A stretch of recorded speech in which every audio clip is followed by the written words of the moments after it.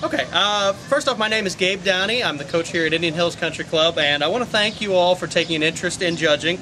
It's a difficult but a very important task. We've got to have judges to help out with the meets, and we certainly appreciate everybody's help and all the volunteers who do a great job for us.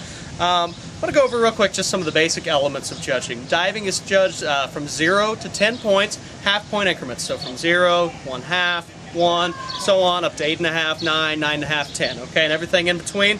For beginning level diving, which is most of what we're going to be seeing here in the league, a typical score will probably be in the range from about 3 to 6.5. A very successful dive then, where it's vertical, where it's straight up and down going in the water, where it has good distance away from the board, where it has very smooth, correct fluid mechanics, that's going to score 7 or above. A very inferior dive, where it's far from vertical, over on their back, under on their stomach, poor distance, either too close to the diving board, too far away from the diving board, or just where it has poor mechanics. It's unsound, it doesn't look smooth, it's not fluid. That's going to be where we're at 2.5 or below in that range. Another thing, though, that you need to consider when making all these scores is that the scores are relative to age. There's differences in the ages, and I think that it's very important to recognize that between those ages, there's different abilities. An 8-year-old isn't going to jump near as high as a 16-year-old is, and that's just a fact of it. And so what I think we need to recognize is the capability of these kids, not absolutes. So basically, if a dive is done as well as you can expect for an 8-year-old, that should be in that 7, 7.5, 8, 8.5 range, whereas the same dive done by a 14-year-old might be a 5, 5.5, 6 dive, okay? And so based upon their relative abilities, I believe that's where you need to figure out that range between 3 to 6.5 probably for an average dive, 7 or above for a very excellent dive, and 2.5 and below for an inferior dive. But with that said, aside from age differences, the most important aspect of judging is consistency. Okay, so within each age group, within that 8 and under age group, within that senior age group, the 12 and unders and so on, you want to make sure that you're consistent. Regardless of your scoring range. If you're one of the highest scores every single time, that's fine. If you're one of the lowest scores every single time, that's fine. If you're in the middle, that's great. But what's important is that you're consistent relative to the other dives being done. If you score a very successful dive of 6, which is fine, then a very inferior dive needs to be below a 2, or 2 or below. If you're below that average range that I'm outlining, you need to stay below it on all the dives then. Or if you score a moderately successful dive, a nice dive but not a great dive at 8, then you need to score an inferior dive of 4 or plus, okay, so that you stay average but highly consistent within that range. And when you're looking at the other judges' scores, those are irrelevant. And you want to make a point not to stare over and peek at your neighbor as they put up their score. You want to just judge based on what you see, and you don't need to worry about what everybody else is doing. We'll get into in the other video a little bit about how diving is actually scored, but the judges' scores will be thrown out. If you're too far out of line, that's fine. It's just important to be consistent, not necessarily in line with everyone else. One method I like for judging, and I do this at all the meets I'm at, be it the national championships or be it at one of our summer league meets here, is to just look at each dive and try to look, was it better or worse than the previous dive? If I scored a 5 on the previous dive and this dive is slightly better, then I'm going to be a 5.5, maybe a 6. If I saw that 6 then, and I see a dive that's fairly significantly worse, I'm going to be at a 3.5 or a 4, something like that. And if you do that, if you basically just score on the previous dive, better or worse, then you're going to definitely stay in line at least. You're going to be relative to yourself, and you're going to hopefully stay consistent in that. But the big thing, though, is make sure don't try to overcompensate. If you miss on one dive, if every judge is going 6s on it, and you go 3 on it, and you realize right afterwards, oh yeah, that was a 6 dive I just missed, so be it. You don't need to come back. The next time that kid's up, don't give them an 8 just to compensate. Don't try to score the next dive a 4 relative to that 3. Just realize you made a mistake. That's why we take a score out. Move on. Now I'd like to hit on a few of the specific diving elements so you know what you might be looking at on some of these dives here. We're going to take a look at some dives here in just a moment. You'll hear some scores, but this is kind of what I'm scoring off of on those dives. Body positioning is the first thing. What I want to see in that is tightness and posture throughout the hurdle or the back press. The hurdle's the front takeoff, where they're going to take their 3 or 4 steps, they're going to bring the knee up, they're going to circle. What you want to see on that is that they stay very tight. You want to see a slightly rounded body, no arch in the back. You want to see very tight, especially through the midsection, straight arms, fingers even extended, little details that'll separate your 3 to 6.5 dives from your 7, 8, 9 dives. And also on the back press, you want to see the same thing. You want to see that hollow body, you want to see elbows locked, you want to see fingers extended, and so on and so forth.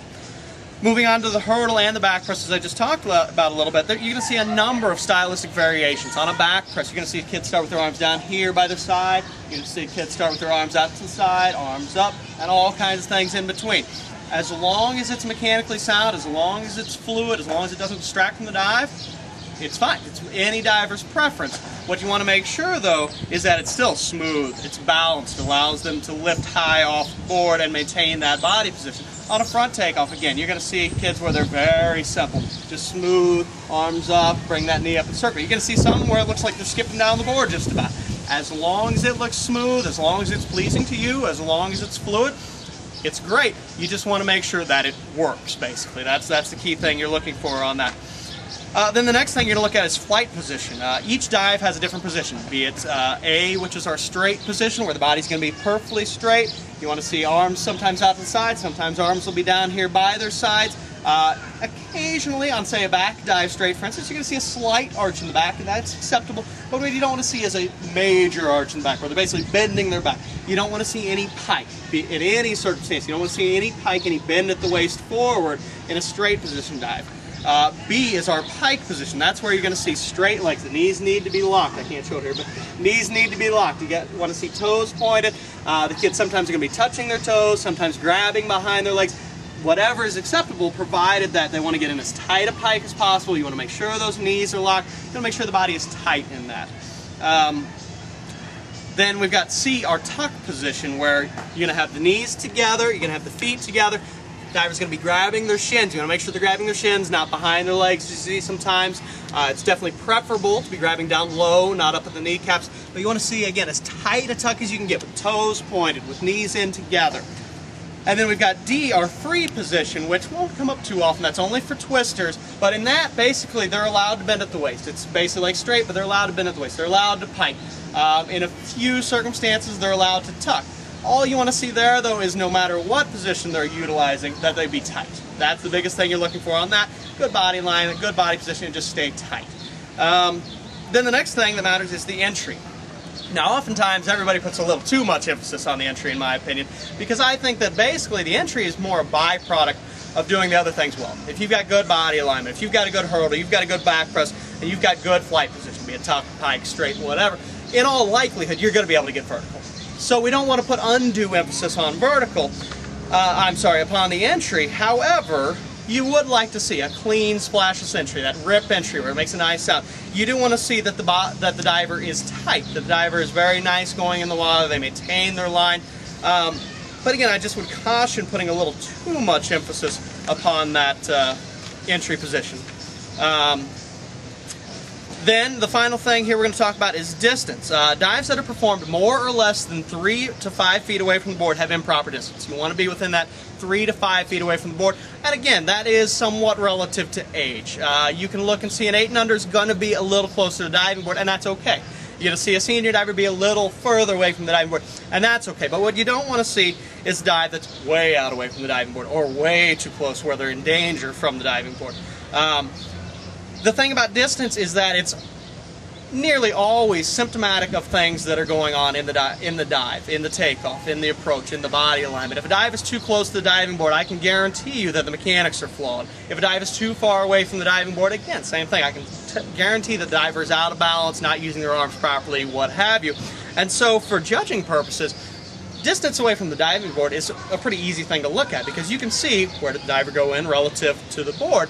And even though you might not know every little particular of if the right elbow bent on the way around, you can see what the net result of it was. And so you can take off points or, in some cases, reward the dive relative to that. Now, if a dive is too close to the diving board, personally, I'm very rarely going to score that dive above a 3 because that dive clearly is mechanically unsound, and that's a safety issue. And we want to make sure, first and foremost, that these kids are safe. So anything close to the diving board, I personally will kind of slam it a little bit. I'll score it really low. If nothing else, just try to get the point across to the diver that that's too close, that's unsafe. We want to make sure we're further away from the board.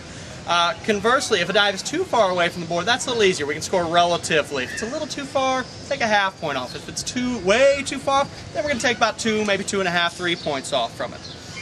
So that hopefully gives you a little idea about the elements of diving, what we're looking at. And while a lot of what we just discussed might still seem a little bit foreign, we're going to take a look at some commonly seen dives here and hopefully give you a little bit better idea of the elements of judging. Just please understand that some of the divers that you're going to be seeing here are a little more advanced than much of what we'll see on a day-to-day basis. But all the same, I think this will provide a good representation of what you're looking at and hopefully give you a little more insight into judging. So thank you very much for watching, and I hope you enjoyed.